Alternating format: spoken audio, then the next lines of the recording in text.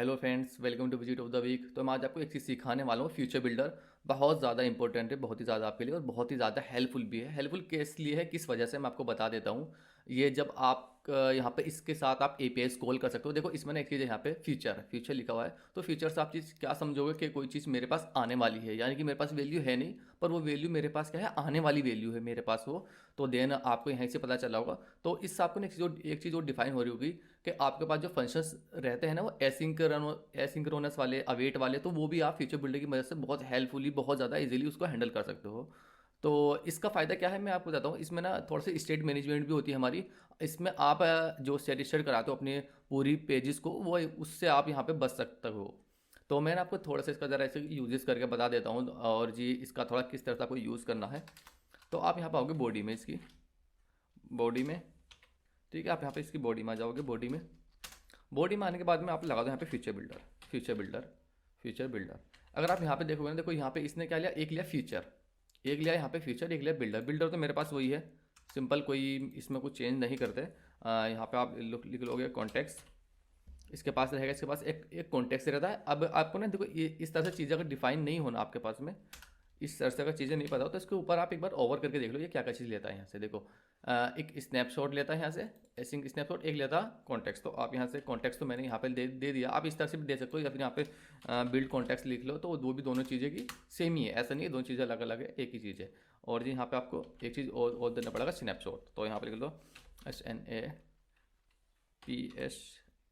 SNAPSHOT, snapshot, ठीक है। इसने यहाँ पे क्या लिया, दो चीज़ें वो यहाँ से ले लेता है। अब आती है बात इसकी, अब देखो ना, अब इसके बाद है रिटर्न की। आप यहाँ से क्या करा दो, इसको रिटर्न करा दो कोई भी चीज़। रिटर्न रिटर्न में मैं यहाँ पे एक टैग ले लेता हूँ सेंटर में आप यहाँ पे लिस्ट टू बिल्डर लगाओ, जो चीज़ आपको समझ आए वो चीज़ आप यहाँ पे लगा सकते हो। मैं यहाँ पे ले लेता हूँ सेंटर में चाइल्ड, और एक टैक्स ले लेता हूँ यहाँ पे। टैक्स फिलहाल के लिए मैं यहाँ पे सिर्फ एम्प्टी छोड़ता हूँ, चलो उसको ना एम्प्टी छोड़ता हूँ। अब इसके अंदर वैल्यू आएगी, मैं किस तरह से यूज़ करना है मैं आपको वो बता देता हूँ। यहाँ पे आएगा टैक्स फैक्टर, थोड़ा सा इसका बड़ा कर दो ना, थोड़ा सा एक दो मुझे आए तो यहाँ पे थोड़ा सा बड़ा दिखे, इसको 2 कर दो आप, ठीक है।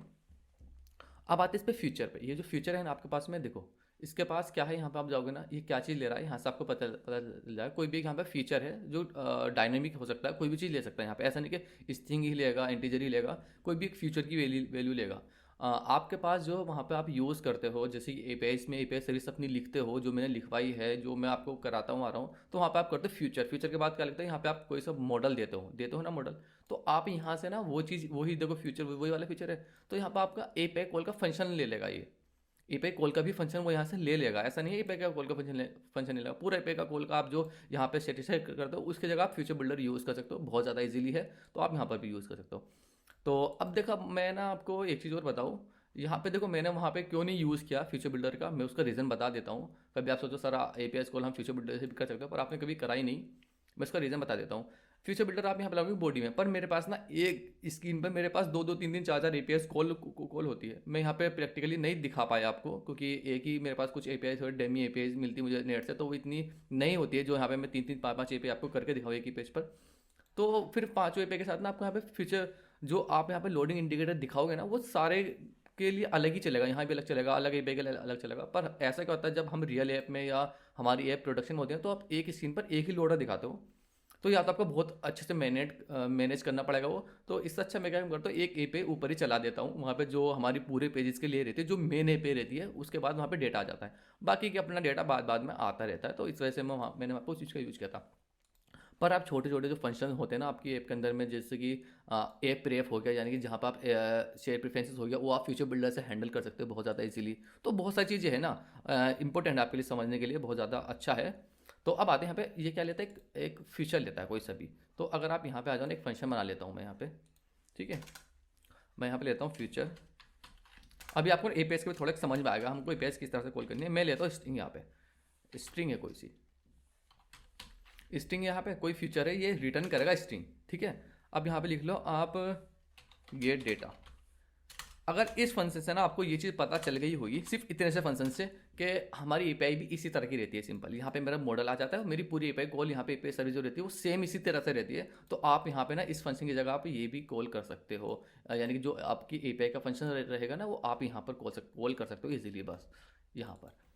आपको मैंने बहुत अच्छे से एपीआई सिखाई, बहुत ज़्यादा अच्छे से, तो देन आप ना इस चीज़ को बहुत अच्छे से समझ गए होगे इस फंक्शंस को देख कर ही कि कि यही फंक्शन सेम हम एपीआई में कॉल करते हैं। तो देन अगर यहाँ पर हमें इसके ऊपर ओवर करके दिखाऊंगा ना एक बार और आपके ऊपर, तो देखो ये भी वही वही ले रहा है फ्यूचर, और यहाँ पे मेरे पास मॉडल आ जाता है। अगर मैं मॉडल बनाता हूँ, अगर मॉडल नहीं बनाता हूँ तो यहाँ पे डायनेमिक आ जाता है। तो ये डायनेमिक भी ले रहा है, ऐसा नहीं कि ये मॉडल ही लेगा या कुछ और चीज़ ही लेगा या इंटीजर ही लेगा। देखो ये क्या है, यहाँ पे डायनेमिक लेता है। ये मेरे पास यहाँ पे फंक्शन लिख दिया मैंने, इस तरह से स्ट्रिंग आ गया। अगर मैं यहाँ विदाउट इस चीज़ को दिखाऊँ ना, तो देखो यहाँ पे क्या लेता है, डायनेमिक लेता है। ये डायनेमिक यानी कोई भी चीज़ वैल्यू आ सकती है यहाँ पे, ऐसा नहीं ये चीज़ आएगी, है नहीं।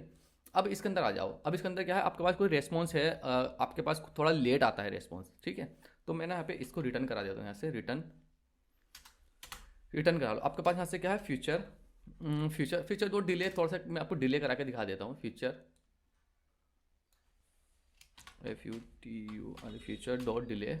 डॉट डिले के बाद, यानी कि मैं सपोज करो कि मेरे पास कोई एपीआई कॉल है यहाँ पे, वो 2-3 सेकंड के बाद मेरे पास रेस्पॉन्स आता है। तो आपको किस तरह से हैंडल करना है वो चीज़ मैं आपको सिर्फ बताने वाला हूँ यहाँ पे। बस यहाँ पर तो आपकी एपीआई रहेगी, कुछ नहीं रहेगा, ये फंक्शन रहेगा, बस खाली आपको यही फंक्शन कॉल कर देना, वहाँ पे सारा डेटा आपको मिल जाएगा।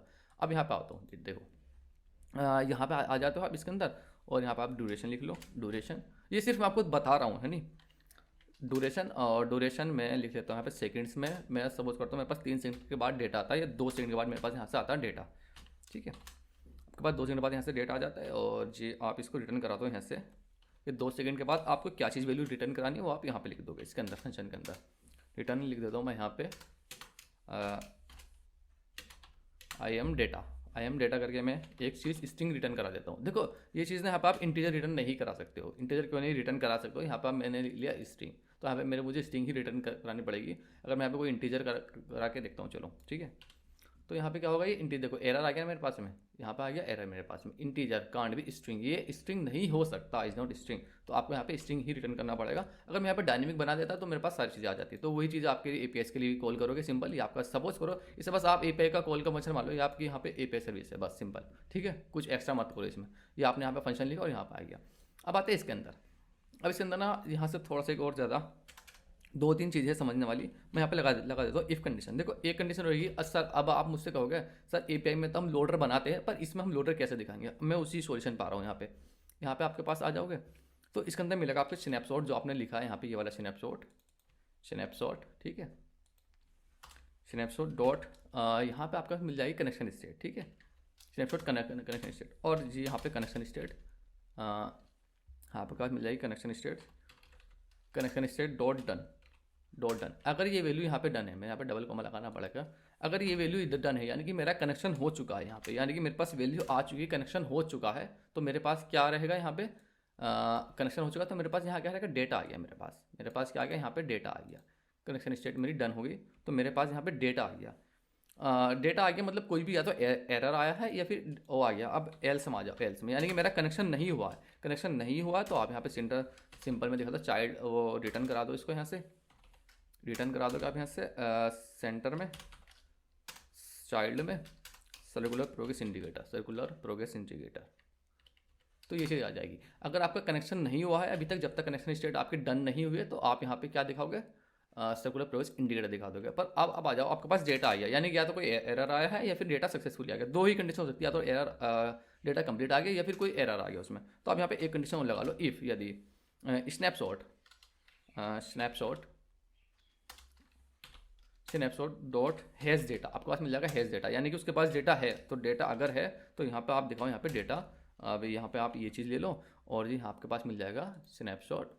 यहाँ पे आ जाओ आप, स्नैपशॉट डॉट डेटा, ठीक है।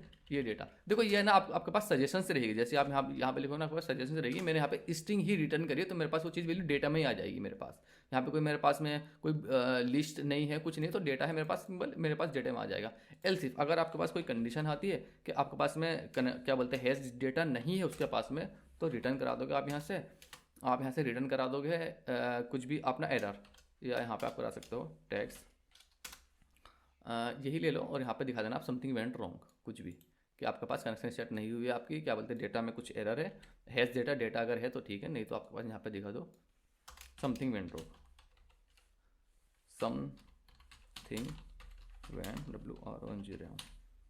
तो आप ना देखो काफ़ी अच्छे से समझ गए होगे इस चीज़ को जो मैं आपको समझाना चाह रहा हूँ। देखो हैज़ डेटा, अगर आप कहोगे सर जी मेरे पास तो एम्प्टी है, यानी कि डेटा ही नहीं, एम्प्टी है, नहीं है डेटा आपके पास में। अगर सपोज करो यहाँ से कोई चीज़ रिटर्न होती है ना एम्प्टी, तो डेटा है आपके पास में, वो एम्प्टी डेटा है। पर ये हैज़ डेटा यानी कि इसका मतलब ये उसकी जो आपने जो वहाँ पे दिखाया है ना, जो आप लेना चाह रहे हो वो नहीं आया, कुछ एपीआई के अंदर एरर आ गया, तो वहाँ पे आप दिखाओगे समथिंग वेंट रॉन्ग यूज़र को। अब मैंने एक बार को इसको रन करके दिखा देता हूँ आपको। तो ये मेरा सक्सेसफुली रन हो जाएगा। होपफुली डेटा मेरे पास में लोडर आया, 3 second, I am data, yes perfect.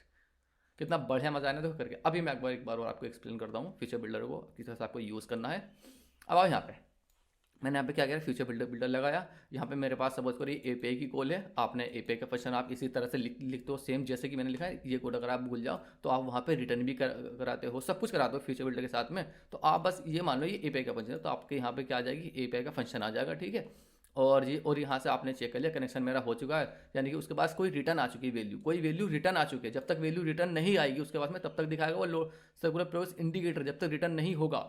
उसके बाद रिटर्न हो गया सक्सेसफुल, चाहे एरर थ्रो हुआ हो या आपका डेटा आया हो, उसके बाद रिटर्न हो चुका है। तो रिटर्न हो चुका है तो फिर आप यहाँ से चेक कर लो। उसके बाद हैज़ डेटा अगर जो है तो ठीक है ये वाली वैल्यू चलेगी, डेटा अगर नहीं तो वैल्यू चलेगी ये वाली यहाँ से। तो आपने बहुत अच्छे से समझ लिया होगा ये होपफुली। यहाँ पे 2 चीज़ लेता है, क्या बोलते हैं, बिल्ड डॉट कॉन्टेक्स्ट लेता है और एक स्नैपशॉट लेता है। देखो ये एसिंक है तो इससे आपको समझ रहा हो कि डेटा मेरे पास आने वाला है। अब देखो इसके अंदर मेरे पास ना ही मैंने कोई यहाँ पे सेट स्टेट क्या है ना ही कुछ क्या है, मेरे पास डेटा ऑटोमेटिकली आ चुका है without a set state use करके। तो यहाँ से आपकी स्टेट को भी मैनेज हुई है, स्टेट भी आपके पास यहाँ से मैनेज हुई है।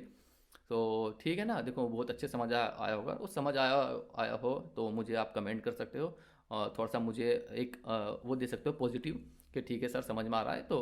तो मैं इसको और अच्छे से कंटिन्यू करूँगा। और अगर आपको कुछ प्रॉब्लम है तो देन आप मुझे कमेंट कर सकते हो या मैसेज भी कर सकते हो इंस्टाग्राम पे जाकर, तो मैं वहाँ से जाके आपकी हेल्प करने की कोशिश करूँगा पूरी पूरी, अगर इसमें कोई प्रॉब्लम है तो फिर ठीक है ना, मैं इस वाली वीडियो में यहीं पे फिनिश करता हूँ।